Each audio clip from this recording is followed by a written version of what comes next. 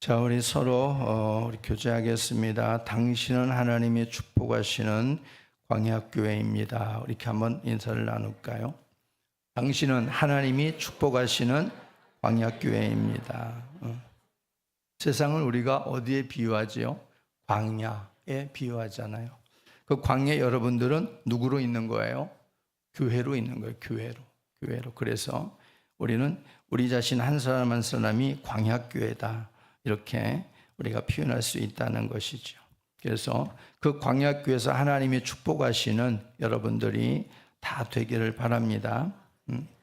자, 오늘 우리가 그래서 제목을 광야교회로 잡았어요. 여기 38절에 그 말씀이 나오잖아요. 시내산에서 말하던 그 천사와 우리 조상들과 함께 광야교회에 있었고 또 살아있는 말씀을 받아 우리에게 주던 자가 이 사람이라 이렇게 말하고 있습니다. 그래서 오늘 제목을 우리가 광야교회로 잡았는데요. 역사학자인 토인비 박사가 말하는 이야기 중에 이런 이야기가 있습니다. 북쪽 바다에서 이제 청어잡이를 하는데요. 청어잡이를 하는 어부들이 이제 일찍 나가가지고 만선을 채우고 이제 돌아오게 되어지는데 북쪽 바다까지 가가지고 청어잡이를 하고서 육지까지 돌아오려면 많은 시간이 걸리기 때문에 이 어부들은 아무리 많이 잡았어도 이것을 어떻게 싱싱하게 육지까지 살아있는 채로 옮기는가 이것이 늘 고민이라고 합니다. 그러면서 이제 시행착오를 거듭하면서 삶의 체득한 그 경험으로 한 것이 무엇이냐면은 바로 이 많은 청어떼들 가운데 메기들을 풀어놓는다고 그래요. 그래서 메기를 풀어놓으면은 이 메기들이 청어떼를 배부를 만큼 잡아먹는다고 그래요. 그러니까 뭐 메기 한 마리가 청어떼를 잡아먹은들 뭐 한 두세 마리 잡아먹으면 배가 부르지 않겠습니까? 그러니까 그렇게 메기들을 좀 풀어놓는다는 겁니다. 그러면 청어떼들이 이 메기에게 자꾸 쫓기니까 언제 자기가 잡혀먹을지 모른다는 그 긴장감 때문에 그 긴장감을 가지고 그렇게 싱싱한 채로 육지까지 도달하게 된다는 얘기입니다. 오늘 우리가 이 광야 같은 세상에서 만나는 이런 고난들이 많이 있지요. 또 준비되지 않은 문제들도 우리는 만납니다. 우리들을 더 긴장하게 만들고 우리를 힘들게 하기도 하지만 그것들은 어떻게 보면은 우리들이 영적으로 하나님 앞에 더 깨어있고 더 근신하도록 만드는 하나님이 보내신 그 매기와 같은 것일 수 있다는 생각을 해보게 됩니다. 하나님은 우리에게 그냥 아무렇게나 우연히 어쩌다가 우리에게 고난을 주시는 분이 아니거든요. 반드시 하나님이 주시는 고난은 반드시 하나님의 계획과 그 앞서가신 하나님의 축복의 결말을 준비하시고 우리의 고난을 주신다는 사실입니다. 그래서 우리는 바로 하나님 앞에 늘 그런 어떤 일, 우리가 또 준비되지 못한 일들을 만나도 그 속에서 우리는 좌절하지 말고 언제나 고난 저편에 계시는 하나님께서 주실 축복을 바라보면서 우리 늘 깨어있고 바로 우리가 살아있는 그런 신앙의 믿음의 모습으로 하나님 앞에 세워져야 될 줄로 믿습니다. 오늘 말씀은 스데반이 공회 앞에서 설교하는 내용입니다. 스데반이 잡혀서 공회 앞에서 설교를 하면서 하는 내용 중에 오늘 이스라엘 백성들과 더불어 모세가 광야교회에 있었다 이렇게 말하고 있습니다. 그래서 오늘 이 광야교회가 어떤 교회인가 이걸 함께 살펴보면서 은혜를 나누고자 합니다. 먼저 첫 번째는 광야교회는 어떤 곳인가? 오직 하나님을 하나님으로 인정해 드리는 교회가 광야교회예요. 하나님을 하나님으로 인정해 드리는 교회. 광야교회가 생존할 수 있는 것도 하나님을 인정해 드릴 때, 광야교회가 무너지는 것도 하나님을 인정해 드리지 못할 때 그때 무너지는 것입니다. 이사야 43장 11절 말씀을 먼저 한번 같이 보겠습니다. 시작. 나 곧 나는 여호와라. 나 외에 구원자가 없다. 하나님밖에 구원자가 없다. 이 사실을 붙들고 살아가는 곳이 광야예요. 광야. 여기 여호와라 그랬는데 여호와란 뜻은 영원 전부터 영원까지 스스로 계시는 분, 그게 여호와예요. 스스로 계신 분. 세상의 많은 종교들 또 세상의 많은 우상들은 사람의 손에 의해서 빚어지고 만들어지고 새겨지고 하는 것들이지만은 그러나 하나님은 그런 분이 아니시다. 스스로 영원 전부터 영원까지 계시는 스스로 계신 분이 여호와 하나님이시다. 바로 그것을 하나님께서 모세에게 보여주지 않습니까? I am who I am. 나는 나다 이런 말입니다. 하나님은 스스로 계신 분이시다. 누구에 의해서 빚어지거나 누구에 의해서 만들어진 분이 아니라 하나님은 온 우주의 창조자가 되어주시고 그 창조주가 되신 하나님께서는 스스로 계신 분이시다.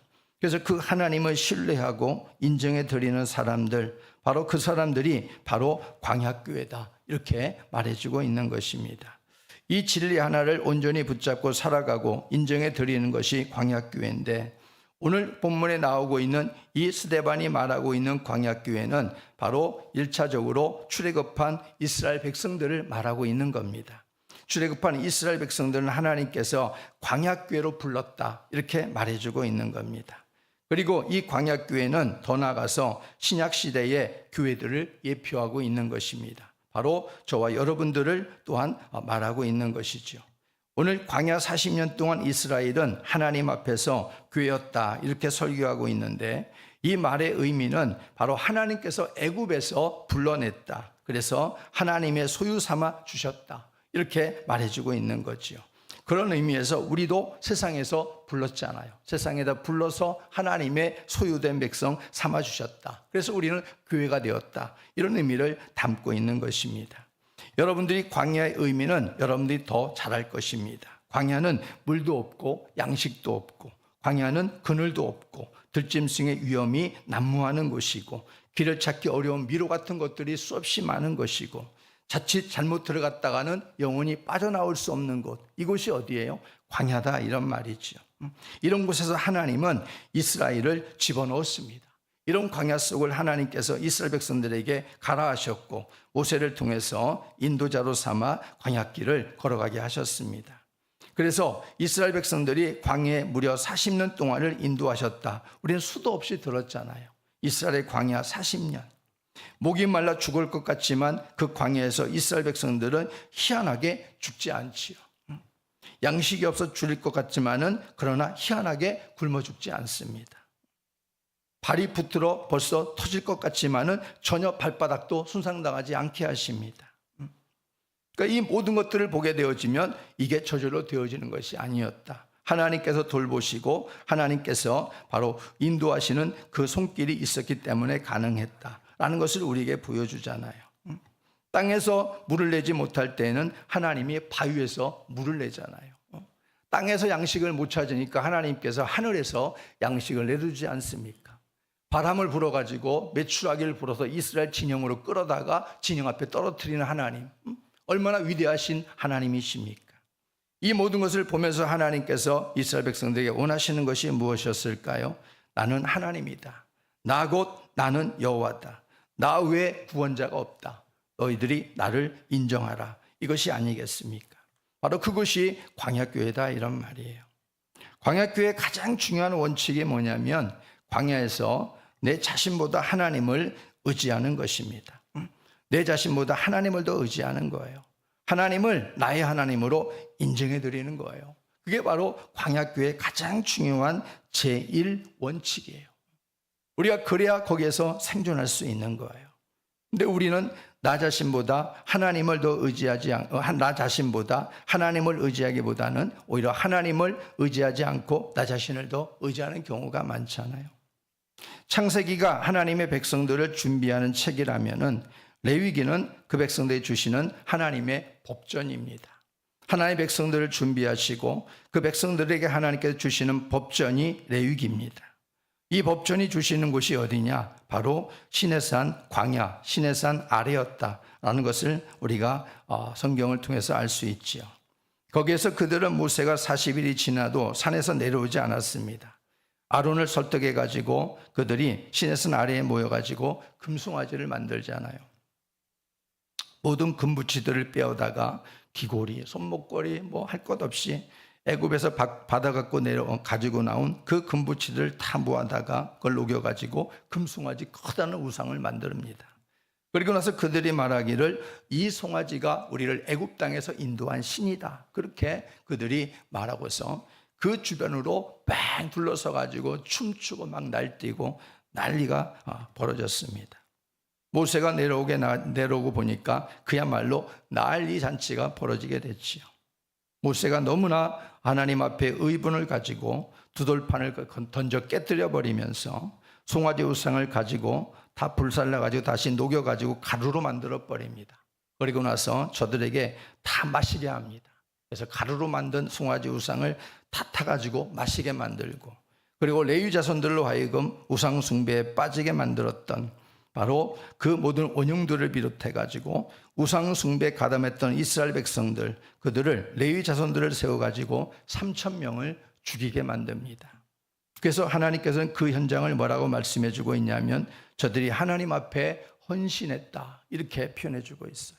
같은 동족을 죽이게 했는데 하나님은 그 모습을 통해서 저들이 하나님 앞에 헌신했다, 이렇게 말해주고 있어요. 하나님은 생명의 존엄성을 모르시는 게 아니라 바로 무엇보다도 하나님 백성들에게 있어야 될 하나님의 거룩함을 잃어버리기 때문에 하나님께서 진노하신 것이지요. 하나님을 그렇게까지 하나님께서 인도해 주셨건만 저들은 하나님을 하나님으로 인정할 생각이 전혀 없었던 백성들이었다, 이런 말이에요.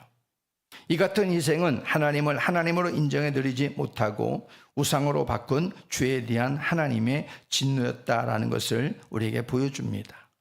신명기는 우리에게 이렇게 말하지요. 내가 오늘 여호와를 내 하나님으로 인정하고 또 그 도를 행하고 그의 규례와 명령과 법도를 지키며 그의 소리를 들으리라 확언하였고, 그랬어요.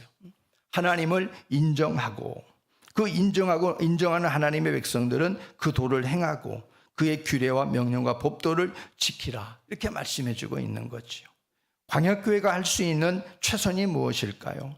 그것은 하나님을 인정해 드리는 거예요. 첫 번째도 두 번째도 마지막도 광야교회가 할 수 있는 최선은 하나님을 인정해 드리는 거예요. 그것.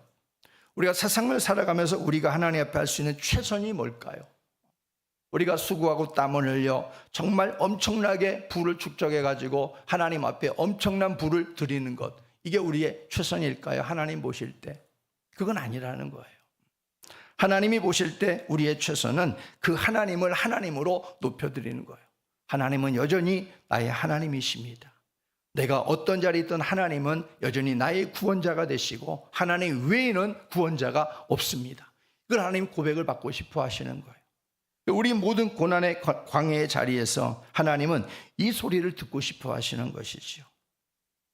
인도자와 회중들이 모두 하나님을 온전히 신뢰하며 따라가는 것입니다. 하나님이 설상 내가 원치 않는 길을 하나님이 인도하신다 하더라도 하나님이시기 때문에 나는 그 길을 기꺼이 믿고 따라가겠습니다. 그게 광야교회의 할 일이다, 이런 말이지요. 광야교회의 시작은 이스라엘이 430년의 노예 생활에서 괴로움을 당하며 탄식하시는 소리를 들으시고 하나님께서 구원해 주심을 통해서 비로소 시작된 곳이 광야교회입니다. 34절에 뭐라고 말씀해 주고 있어요? 내 백성이 애굽에서 괴로움 받음을 내가 확실히 보고 그 탄식하는 소리를 듣고 그들을 구원하려고 내려왔노니, 그랬어요. 바로 이렇게 되어져서 시작된 것이 광야교회입니다. 하나님이 확실히 보고 계시고 주님이 확실히 그 소리를 듣고 계시고 보고 확실히 듣고 계시는 그 하나님께서 바로 이제는 안 되겠다 싶어서, 이제는 하나님의 때가 됐다 싶어서 이제는 그들을 끄집어내 가지고 광야로, 하나님 교회로 그를 부르셨다, 성경은 말씀해 주고 있는 것이지요. 우리가 광야교회, 그래서 시작은 하나님부터 시작되었다 말하고 있는 겁니다.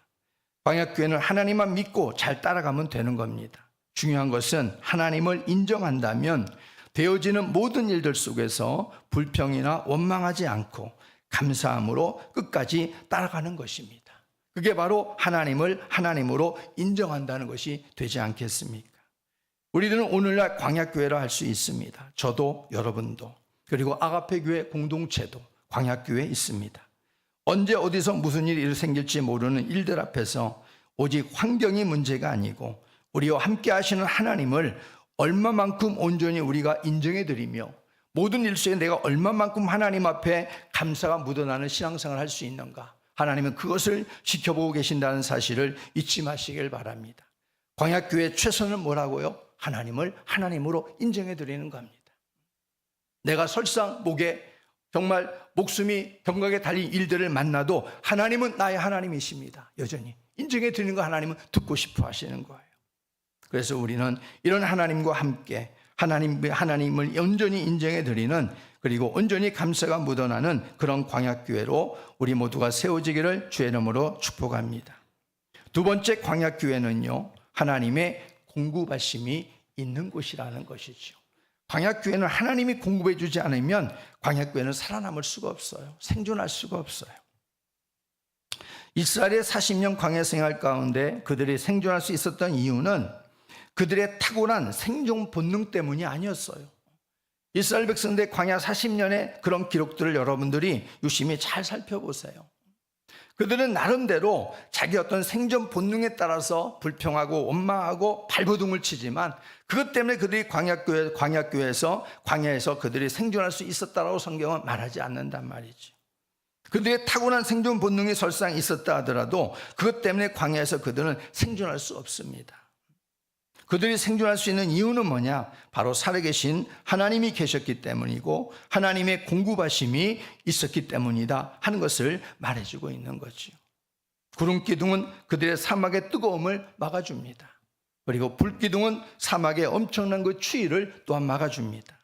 만나와 메추라기 하나님의 손길을 매일 경험하는 하나님의 시청과 교육이지 않았습니까? 매일 경험했어요. 매일 하나님께서 가나안 땅에 들어가서 그 땅에 첫 수확물을 먹기 전까지 하나님이 하늘에서 만나를 계속 내려주시는 거예요. 이게 하늘 양식인 거예요. 반석에서 나오는 샘물이나 주변국들에 준동하지 못하도록 묶어두시는 것도 하나님이 하신 일이었다 하는 것을 보게 됩니다. 그래서 결국 이스라엘 백성들의 광야 40년 가운데의 생존의 가장 큰 이유는 바로 하나님의 돌보심, 하나님의 공급하심이 있었던 줄로 믿습니다. 여러분, 서울특별시가 보니까 2025년도 기준으로 인구가 932만 명 정도가 된다고 하더라고요. 근데 이스라엘 민족은요, 서울특별시에 비하면 5분의 1 정도밖에 되지 않는 작은 민족입니다. 한 시, 서울특별시만큼도 되지 않는 민족의 그런 수량이었습니다. 그럼에도 불구하고 광야교회로 생존할 수 있었던 것은 무엇이냐? 바로 하나님이 돌보셨기 때문에 가능한 것이다, 그런 말이에요. 신명기 7장 7절 말씀을 볼까요? 시작. 여호와께서 너희를 기뻐하시고 너희를 택하심은 너희가 다른 민족보다 수요가 많기 때문이 아니니라. 너희는 오히려 모든 민족 중에 뭐하다고요? 가장 적다 말하고 있어요. 그러니까 쉽게 주변 열방에서 준동을 해가지고 저들을 집어삼키자 그러면 얼마든지 집어삼킬 수 있는 아주 작고 힘이 없는 민족이다, 이런 말이에요. 모든 열방보다 가장 작은 민족임에도 먹히지 않고 점령당하지 않도록 하나님이 지켜주셨습니다. 40년 동안을. 광야교회 베푸시는 하나님의 공급은 그래서 우리는 일반적이지 않다, 이렇게 우리가 설명할 수 있는 거지요. 하나님 우리에게 베푸시는 것은 광야교회는 우리들이나 이스라엘 백성들의 광야 40년 동안이나 일반적이지 않았다, 특별했다, 우리가 이렇게 말할 수 있는 거예요. 하늘의 만나, 메추라기, 이건 특별 양식인 거예요.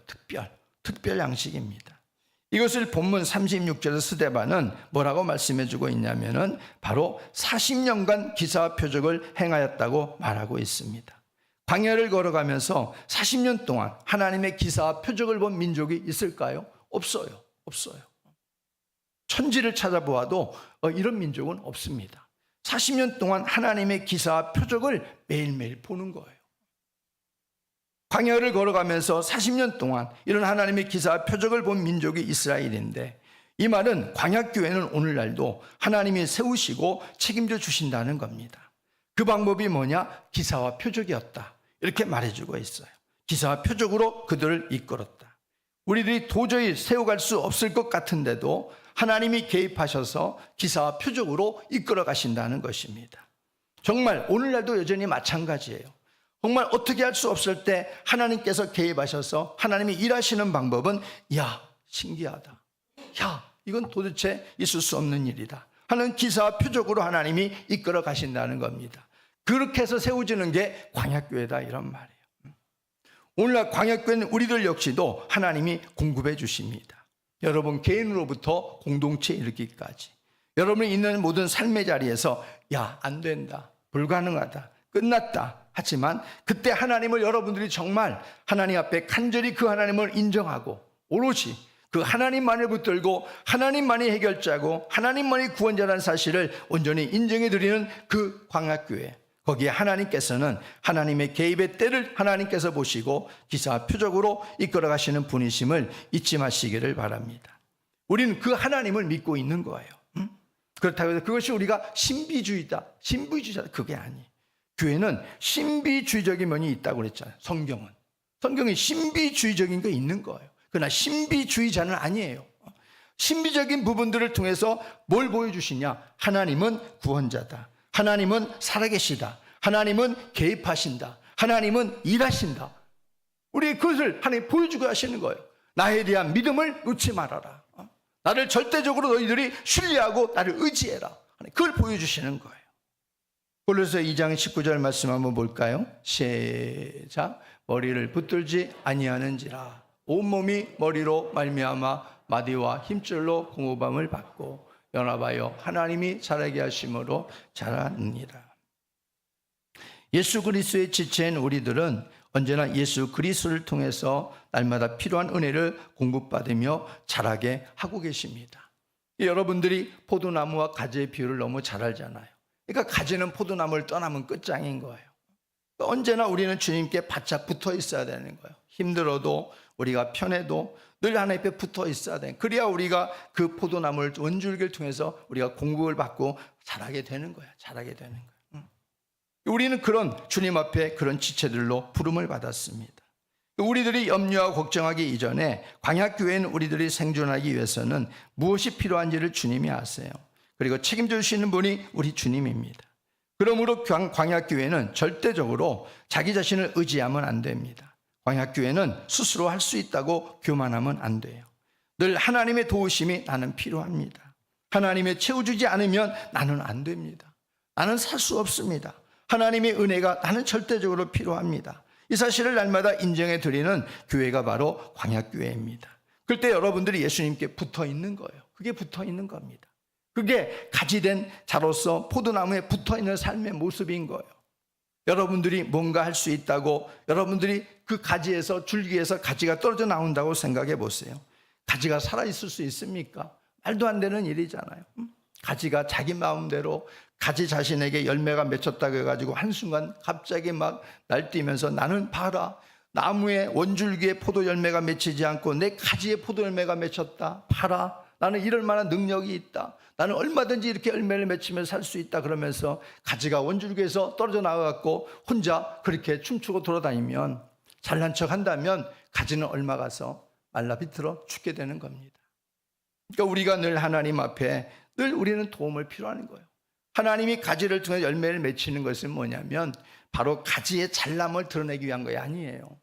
봐라, 너는 가지잖아. 가지는 열매를 맺힐 수 없는 건데 내가 너에게 양분을 공급해 줘서 너에게서 열매를 맺히는 거야.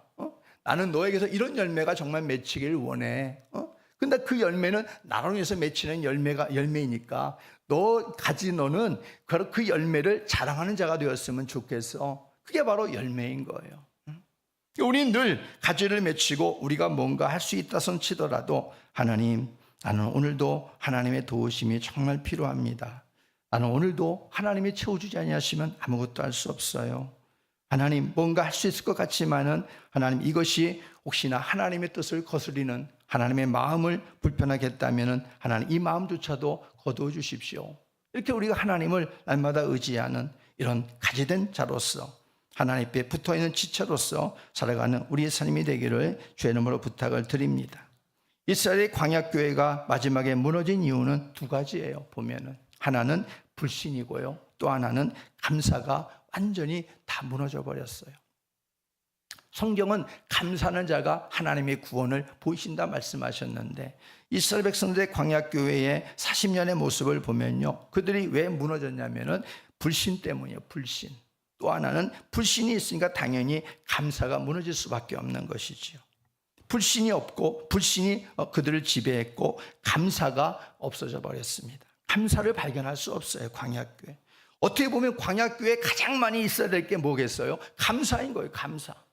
내가 무언가 거두어갖고 내가 스스로 생존할 수 있는 능력을 가지고 내가 먹고 산다고 그러면 몰라도 광야교회는 전혀 그런 게 없었거든요.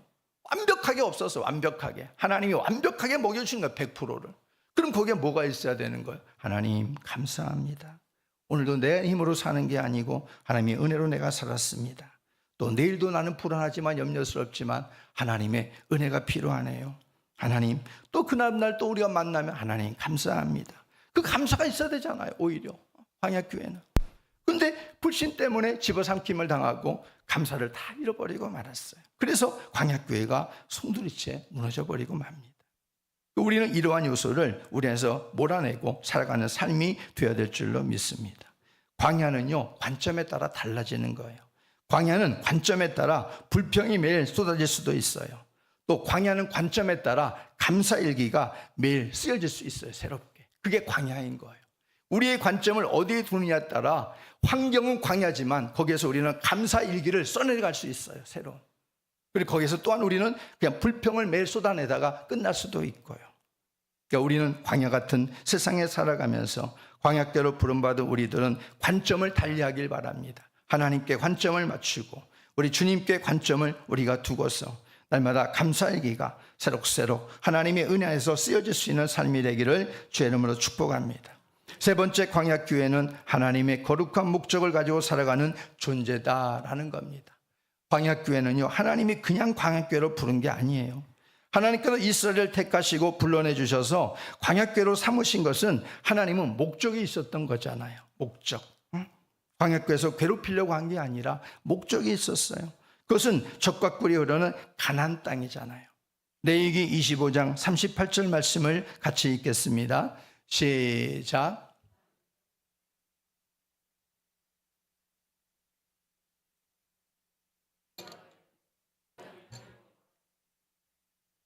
무슨 땅을 주려고요? 가나안 땅을 너에게 주려고 그랬잖아요. 가나안 땅을 너에게 주려고. 이게 하나님의 목적인 거예요. 광야교회로 하나님께서 저들을 불러주신 것은 바로 목적이 있는 거예요. 가나안 땅으로 들어가게 하기 위해서. 우상으로 물들어 있는 그 가나안 땅, 그 패역한 땅에 이스라엘의 광야교회를 세워서 하나님의 섬기는 거룩한 땅으로 변화시키기를 하나님은 원하셨던 것입니다. 그래서 하나님을 섬기는 백성들은 이같이 이렇게 축복을 하나님이 주신다. 이걸 많은 열방에게 보여주기 위한 것이었어요. 여러분 기생라합 알잖아요. 여리고성을 정복하기 전에 여러분 기생라합은요 바로 하나님께서 밖에서 행하시는 일들을 다 들었어요. 기생라합은. 그래서 두려움에 떨었어요. 그러면서 기생라합은 어떻게든지 그 하나님을 자기 하나님으로 믿고 그리고 그 하나님 앞에 구원받기를 원했던 간절한 마음과 믿음이 있었던 여인이 기생라합이었습니다. 그리고 구원받지 않습니까? 그러니까 하나님 앞에서 우리는 바로 하나님께서 원하시는 이러한 축복, 하나님께서 우리에게 반하시는 광야교회의 이러한 모습이 어떤 모습인가, 왜 우리를 불러주셨는가 하는 것을 우리는 꼭 기억하고 잊지 말고 세상을 살아가야 됩니다. 하나님을 섬기는 백성들은 하나님께서 이렇게 축복을 받는다, 이걸 하나님은 보여주시기를 원하시는 거예요. 그래서 우리는 광야교회는 이스라엘은 하나님의 거룩한 목적을 가지고 살아가지 않았다. 그래서 그들이 무너졌다 하는 거고요. 출애굽한 이유도 제대로 인식하지 못하고 그들은 헐레벌떡 그들은 광야에서 애굽에서 나왔습니다. 그리고 나서 그들은 가나안 땅에 들어가서도 이러한 하나님의 거룩한 목적을 실현시키지 못하고 그들은 거기에서 점령당하고 마는 걸 볼 수 있습니다. 그렇게 어렵고 힘겨운, 아니 불가능에 가까운 일들을 하나님께서 하게 하셨고 그 가나안 땅에 정복할 수 있도록 하셨고 그 가나안 땅에 뿌리를 내리게 하셨는데도 불구하고 그들은 하나님의 행하신 일들을 열방에 전하고 열방을 끌어가는 존재로 하나님 앞에 세워지기보다는 가나안 문화에 함몰되고 말았어요. 가나안 문화에. 하나님이 이걸 이전부터 하나님이 염려하셨잖아요. 모세 때도 여호수아 때도 하나님이 이걸 미리 염려하셔서 미리 당부를 주잖아요. 너희들이 가나안 땅에 들어가거든 그 땅의 문화에 너희들이 거기에 섞이지 말아라. 거기에 함몰되지 말아라. 그렇게 알려주셨지만은 그들은 귓등에 듣고 가나안 땅에 들어가서 가나안 문화에 완전히 함몰되어지고 마는 걸 볼 수 있는 거지요. 하나님을 그리고 떠나버립니다. 거룩한 백성으로 살기보다 세상 문화에 빠져서 하나님의 거룩한 백성의 모습을 잃어버린 백성들이 바로 이스라엘의 광야교회였다 하는 것을 교훈해 주고 있습니다. 하나님이 광야교회로 이스라엘을 불러주신 것은 출애굽기 19장 6절에서도 그 목적에 나와 있습니다. 다 같이 보겠습니다. 시작. 너희가 내게 대하여 제사장 나라가 되며 거룩한 백성이 되리라. 너는 이 말을 이스라엘 자손에게 전할지니라. 하나님이 열방 앞에서 제사장 나라가 되길 원했어요. 거룩한 백성이 되게 하시기 위해서 하나님이 광야교회를 그들을 불러주신 거예요. 거룩한 제사장 나라가 되라. 얼마나 영광스러워요. 많은 열방 앞에서 하나님을 이름을 높여드리고 그 하나님의 살아계심을 만방에 전하면서 야, 이 하나님은 살아계시다. 너희들도 다 하나님 앞으로 나와라. 우리가 하나님 앞에 예배하자. 얼마나 이게 참 거룩하고 정말 손 떨리는 일이라 이런 말입니다. 근데 그들은 하나님 앞에서 그렇게 모든 것들을 다 깔아주었어요. 모든 환경까지 다 허락해 주셨는데도 불구하고 그들은 가나안 문화에 완전히 동화되어져 버리고 마는 모습을 볼 수 있습니다. 그래서 이렇게 실패하는 이스라엘 광야교회, 우리들도 나 자신의 성공을 위해서 우리가 몸부림치기보다는 하나님의 영광을 드러내기 위해서 우리가 몸부림을 쳐야 돼요. 하나님이 도와주시는 인생이 그래야 될 수 있습니다. 내 개인이 하나님의 교회됨을 드러내기 위해서 몸부림을 치면 하나님이 그렇게 도와주실 줄로 믿으시기 바랍니다. 하나님, 나는 하나님의 광야교회입니다. 나는 하나님의 교회입니다. 교회가 하나님 아버지, 내가 세상 가운데서 이렇게 살아서 되겠습니까? 하나님의 영광을 정말 마음껏 내가 올려드릴 테니까 하나님, 나를 좀 하나님 세워주십시오. 나에게 좀 힘을 주십시오. 능력을 주십시오. 여러분들이 그런 하나님 앞에 거룩한 목적을 가지고 하나님 앞에 하나님의 교회다움을 드러내기 위해서 몸부림을 치면 하나님이 가만히 계시겠습니까? 에베소 4장 22절 24절 말씀 보겠습니다. 시작. 너희는 유혹의 욕심을 따라 애써남을 벗어버리고 오직 마음을 새롭게 함으로 변화를 받아 하나님을 따라 의와 진리의 거룩함으로 지으심을 받은 새 사람을 입으라. 아멘. 너희의 유혹의 욕심을 따라. 광야는 항상 이게 있는 것이죠. 유혹의 욕심이 항상 도사리고 있어요.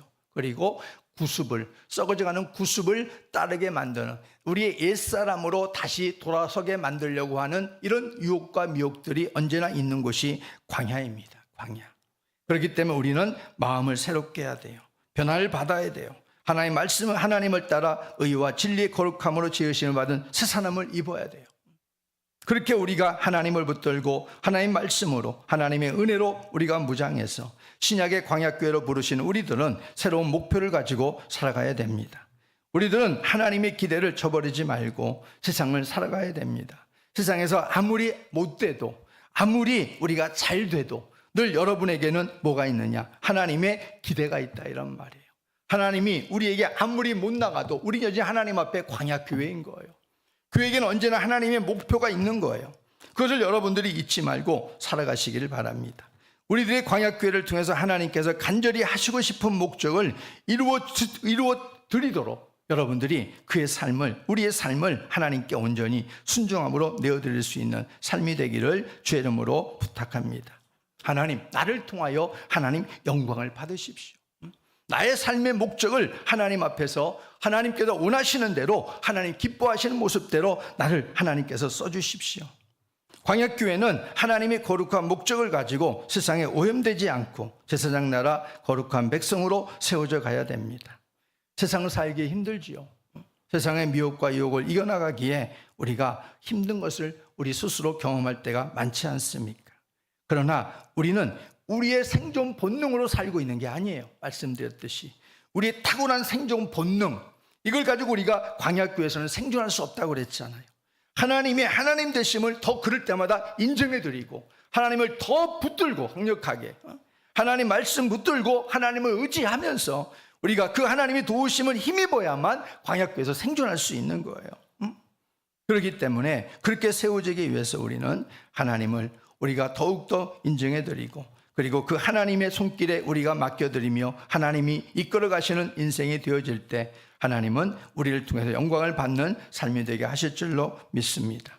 그래서 오늘 광야교회는 이스라엘은요, 하나님께 온전히 인정해 드리고, 하나님을 온전히 인정해 드리고, 하나님의 공급하심을 믿고, 그리고 하나님의 거룩한 목적을 가지고 살도록 부르심을 받았는데, 그런데 세상의 가나안 문화에 다 흡수돼 버리고 하나님을 떠나버리고 말았습니다. 그렇다면 오늘날 우리들은 이스라엘의 광야교회를 보면서 예수 그리스도의 피값으로 광야교회로 우리를 세우셨는데, 그 의미를 우리가 잘 기억하면서 우리는 무너지지 않는 광야교회가 되어져서 주님 오시는 그날까지 하나님의 마음을 기쁘게 드릴 수 있는 저와 여러분이 되기를 주의 이름으로 축복합니다. 베드로전서 2장 9절 말씀 한번 보고 마치겠습니다. 시작. 그러나 너희는 택하신 족속이요 왕같은 제사장들이요 거룩한 나라요 그의 소유가 된 백성이니 이는 너희를 어두운 데서 불러내어 그의 기이한 빛에 들어가게 하신 이의 아름다운 덕을 선포하게 하려 하십니다. 우리를 오늘날 광야교회로 부르신 하나님은 저 목적을 두고 우리를 부르신 줄로 믿습니다. 그래서 우리가 죽으나 사나 이 목적을 이루어드릴 수 있는 이런 교회로 든든히 세워지기를 바랍니다. 우리의 통성으로